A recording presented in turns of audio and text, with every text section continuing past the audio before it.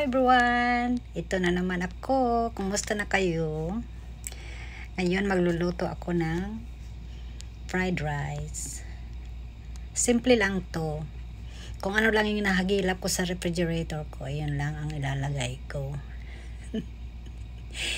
Ito yung way ko na magluto ng fried rice. Siyempre iba't iba tayo ng way, diba?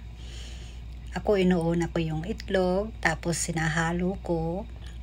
Hinahango ko siya, tapos saka ko igigisa yung mga ingredients. Ang meat ko ngayon ay ham, cooking ham at saka sausage. Ayan, pinagsama ko na siya. Wala akong maisip na ilalagay kasi lagi na lang kaming manok,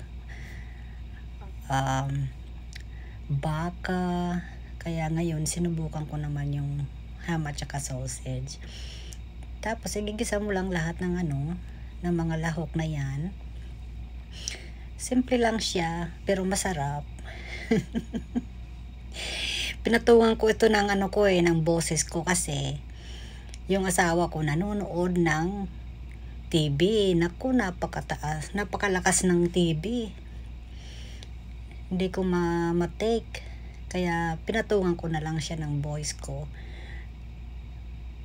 Kaya yan, halo-haloin nyo lang yung kanin.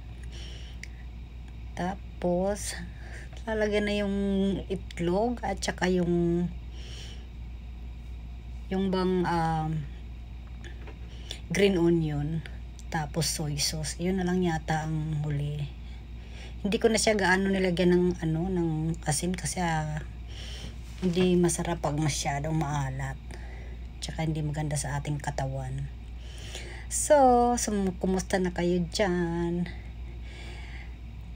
Salamat sa inyong mga pag-support. Kahit na hindi ako gaano nakakabisita sa inyo. Ayan, lalagyan na natin yung ating green onion. Yung mga aso ko palakad-lakad.